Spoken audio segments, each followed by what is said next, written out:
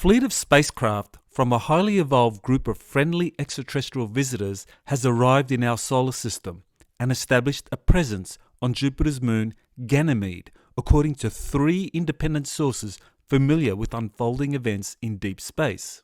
This latest intel coincides with William Shatner, globally revered for his role as Captain Kirk in the Star Trek franchise, being launched into space on October 13, a likely cover for him playing a significant role in unfolding events on Ganymede.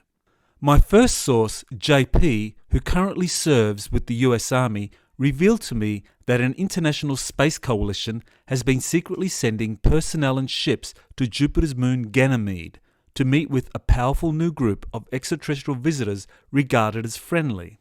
My second source on what is currently happening on Ganymede is the extraterrestrial contactee Elena Danaan, who has passed on the most recent intel from her Galactic Federation source, Thorhan Eredian, about the visitors who are establishing an outpost on Ganymede to coordinate with the Earth Alliance until humanity is ready for open contact. My third source is longtime Andromedan contactee Alex Collier, who confirmed that there has been much recent activity on Ganymede, which possesses a number of large extraterrestrial facilities that have been present there for thousands of years. I begin with intel from my longtime source JP, who I've known since 2008, which was when he first contacted me about his extraterrestrial contact experiences in Brazil.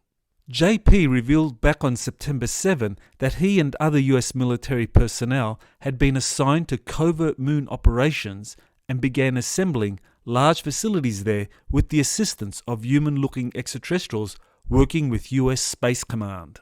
In an earlier article, I discussed what JP had revealed about US military operations on the moon that corroborated information being released by another contactee, Megan Rose, and her source, Valnek, about the Galactic Federation building a new base on the moon. The new moon base would use secure technologies to prevent infiltration by hostile extraterrestrials from the Draconian Empire and Orion Alliance. On September 21st, JP first informed me about a large space convoy leaving the moon and heading towards Ganymede to meet with an incoming group of friendly extraterrestrials. He told me, quote, "Also something good is happening. They're moving some technology from the moon to Ganymede. Among the soldiers, everybody talking. Major space convoy. Sometime this week or next, the convoy leaves. Don't know the exact hit time. Earth satellite to Jupiter satellite." End quote. The large space convoy would not be using rocket-propelled technologies to get to Ganymede, which would take more than a year. The space convoy would take a fraction of that time using anti-gravity, torsion field, and other exotic propulsion systems. JP let me know the route the Earth Alliance convoy would take. Quote, "To the moon, then Ganymede. But in between the moon and Jupiter's satellite, there's going to be major stops like in Mars and in the asteroid belt, before reaching Jupiter's gravitational pull." End quote. On September 27, JP asked me, quote, "From your sources, you know anything about going to Ganymede? The soldiers are still talking about it." End quote. I replied, "My Federation sources are not talking about Ganymede. Tell me what the soldiers are saying." JP continued, quote, "That they're moving some advanced technology from the moon to the biggest moon in our solar system. And when I heard you talk about the Jupiter meetings, I really got interested. It's a moon that has a magnetic field and has a lot of water. There's massive facilities there already. We are just transporting a shitload of stuff. There's massive structures there. Massive. I remember them saying there was a massive war there, Ganymede, a couple of thousand years ago. All I know is an armada is heading over there. Big ships." End quote. I have covered the Jupiter meetings first revealed by Thorhan through Elena Danaan and later corroborated by Valnek through Megan Rose in an earlier article. One of the pieces of corroborating data that I referred to was the announcement by NASA that the launch vehicle for the Clipper mission to Europa, Ganymedes' sister moon, had been awarded to SpaceX. I speculated that this was the cover for Musk to attend the Jupiter meetings. His attendance, along with that of Jeff Bezos and Richard Branson, was later confirmed by Valnek. With this new intel from JP, it becomes clearer that the NASA Europa Clipper mission is a cover for a much larger space operation. An Earth Alliance convoy to travel to Ganymede to set up facilities to meet and interact with an incoming group of extraterrestrial visitors. JP next had an encounter with a human-looking extraterrestrial who told him to prepare for being part of one of the upcoming military missions to Ganymede to meet with an incoming group of visitors. This did not come as a surprise to me, since JP's recruitment into the US Army was facilitated by US Special Forces personnel who had several years earlier helped him take photographs of anti-gravity spacecraft flying near MacDill Air Force Base in order to promote disclosure. I analysed JP's photos in a series of articles, including my latest book on the US Space Force. On October 4, I asked Elena whether she knew anything about something big coming into our solar system. She replied, quote, "I also heard about another great return of powerful benevolent forces from another dimension and realm, a great force that has always tried to free humanity of Earth from slavery. This also is back. We are up for a great grand finale." End quote. This takes me to Elena's latest intel from Thorhan, received on October 10, which provides much more information about this incoming benevolent force and the connection with Ganymede. Quote, Thorhan, "The fleet from the Intergalactic Confederation has arrived in this star system. Their ships will be stationed around Jupiter for a while, until further notice to move nearer to Earth's orbit. The personnel and logistics are welcomed on the Ashtar outpost. High officials are staying at the Council of Five facility on the moon Ganymede. They come to evaluate the result of our common work regarding the dismantlement of the Dark Alliance and collaborate together with the Galactic Federation of Worlds a course of action for the next step." End quote. Thorhan's information here is stunning confirmation for what JP had earlier revealed to me back in September. A multinational Earth Alliance headed by US Space Command is sending a large convoy to Ganymede to meet with and collaborate with an incoming group of extraterrestrial visitors. Thorhan elaborates on this growing collaboration between the new visitors and the Earth Alliance. Quote, "Elena, what is the next step?" Thorhan, "Connecting with the Earth Space Force and evaluation of the potential for a civilian contact. We usually don't require their intervention, but we recently requested their assistance to secure this timeline. You know, Terra is not like one of these stage 2 or 3 civilizations that the Galactic Federation of Worlds rescues from external interference. Terra is special. It bears the seeds they planted." Elena, "Can you talk about that?" Thorhan, "They are our forefathers. They seeded us here in Nataru.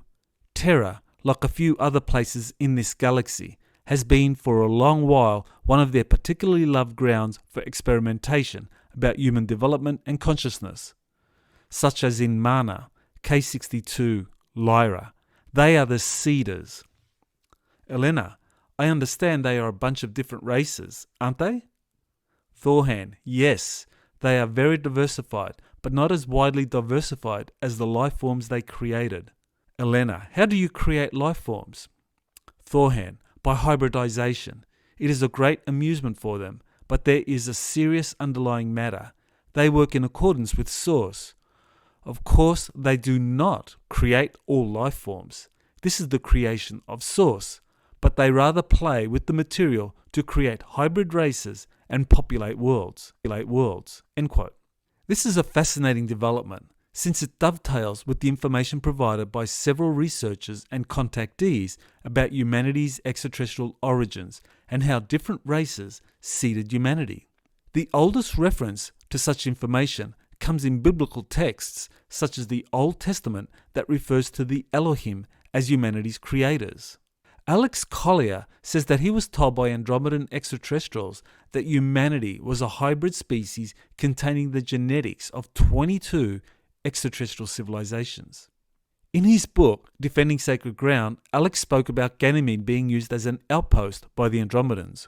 Quote, "The Andromedans have huge motherships on Jupiter and the moon of Ganymede." End quote. Therefore, it is very possible that this new group that has established a presence on Ganymede is related to one or more of these 22 civilizations. Elena's conversation with Thorhan continued. Quote, Thorhan, did I tell you about the 9 elders? Elena, yes you did. Thorhan, they are the highest level of individuated consciousness before Source. Some call them the 9 gods, others the 9 prophets of Source.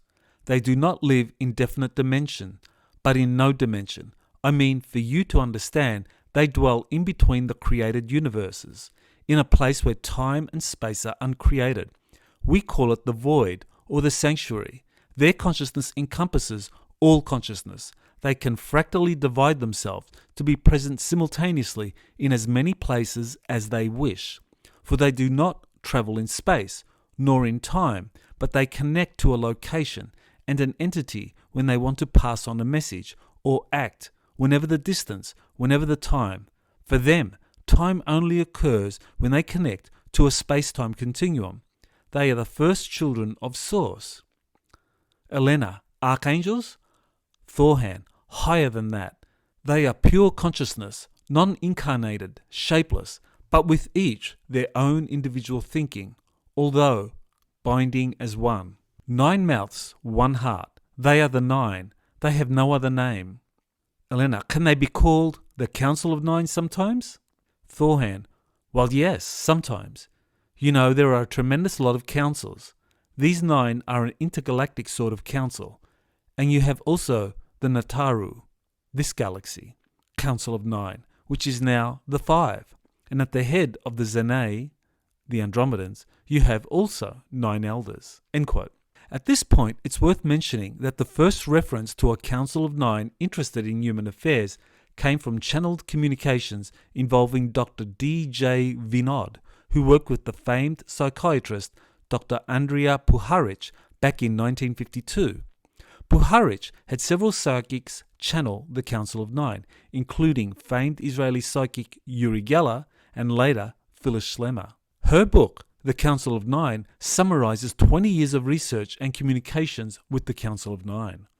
Importantly, Gene Roddenberry attended some of the Council of 9 channeling sessions and asked them questions.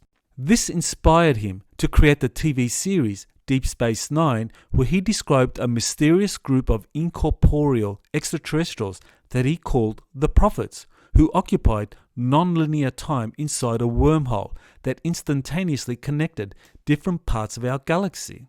What Thorhan next had to say about the Council of 9 has an uncanny resemblance to the Prophets in Roddenberry's Deep Space Nine. Quote, Elena and the Galactic Federation has a High Council of 25, isn't it? Thorhan, 24 plus 1, the Lawkeeper. This one settles the final decision. But this task takes turns. The Lawkeeper is replaced by another member of the Council every 10 cycles. Elena, based on what cycle? Thorhan, a fractal of the temporal cycles of this galaxy. Elena, are the 9 also coming in our star system now? Thorhan laughs. They do not need ships to move. Their mind can connect to everywhere. They can take any shape, instantly teleport, and materialize in a temporary biological vessel related to the species they visit. They can change into anything, biological forms, elements such as fire, water, etc. Elena, why so then did they leave all these events happening in this star system? Thorhan, understand, the 9 are above everything. They overlook the stories of all creatures populating these universes, rarely playing a role at an individual level in the balance of things. End quote. Elena next goes on to ask about an extraterrestrial organization she calls the Intergalactic Superconfederation, which she described in her most recent book, We Will Never Let You Down. She describes it as an apex intergalactic organization with a higher status than the Council of 9, Andromeda Council, Galactic Federation, Ashtar Command, and other extraterrestrial organizations operating locally in our galaxy. Quote, Elena, you said that Terra is special and dear to the heart of the Intergalactic Superconfederation. Oh, what is the exact name, by the way? Thorhan. They have their own name, which is in frequency, not translatable in human language. We do in Tami named them Ad-Oratu, but it is a very faint translation of a multi-dimensional frequency-based language. We rather like to call them the Guardians, because that is what they really do. Elena, Thorhan is here answering my question about the Intergalactic Superconfederation, not the Nine. End quote. It's significant that US Space Force personnel chose to refer to themselves as Guardians and are now directly liaising with a group of visitors called the Guardians, or prophets. To sum up, according to Thorhan, the recently arrived extraterrestrial race that has entered our solar system and established a presence on Ganymede is the Intergalactic Superconfederation. It is here to oversee the incredible transition about to take place on Earth and our solar system, and to liaise with the newly created Earth Alliance comprising 14 spacefaring nations and companies that participated in the July Jupiter meetings. In addition, Thorhan revealed that an intergalactic council of 9, known throughout our galaxy as prophets or guardians, has also arrived interdimensionally to observe how events play out in our solar system. I spoke with Alex Collier on October 11, and he said that the new group of extraterrestrial visitors had indeed made a beeline for Jupiter and established a presence on Ganymede to watch events unfold in our solar system. He said that Ganymede has enormous facilities that date back many thousands of years. When I told him about JP's intel about a space convoy heading for Ganymede, Alex said that they likely had been assigned one of the huge facilities on Ganymede as a forward base of operations. There is a very important synchronicity happening on October 13 that supports the above information. Jeff Bezos's Blue Origin spacecraft is scheduled to launch with William Shatner as one of the 4 astronauts. According to Elena, the Blue Origin uniforms are a close match to the uniforms of Earth Alliance personnel interacting with the Galactic Federation and other extraterrestrial groups. My speculation is that the October 13 Blue Origin mission is a cover for Shatner and the other 3 astronauts secretly travelling to Ganymede to participate in the welcoming ceremony for the newly arrived Intergalactic Superconfederation, and possibly even the Council of 9. Shatner is a tremendously popular worldwide figure and would make an excellent cultural ambassador for Earth in initial contact meetings with such an important group of visitors. Shatner's participation in such meetings would also herald humanity officially entering into a Star Trek future. In conclusion, there are 3 independent sources that confirm that a powerful new group of extraterrestrials have arrived in our solar system and established a presence on Jupiter's moon Ganymede. It is more than coincidental that NASA's Clipper mission to Europa was announced back in July, as it provides the perfect cover for a large space convoy to be secretly assembled and sent to its sister moon Ganymede without arousing too much suspicion. The large convoy and development of a human presence on Ganymede at one of the large facilities there also helps explain the worldwide labour shortage that I have previously discussed. Finally, the Blue Origin space mission involving William Shatner, with his deep connection to the Star Trek franchise, does lend plausibility to the idea that humanity has officially entered into an exciting new phase with a highly evolved group of extraterrestrial visitors depicted in Deep Space Nine as the prophets that have taken up residence on Ganymede. This has been Dr. Michael Salla with Exopolitics Today. If you want to learn more about the Galactic Federation of Worlds, then I recommend visiting a page I created on my website, exopolitics.org, which has a list of all the articles that I've recently written and podcasts concerning the Galactic Federation of Worlds.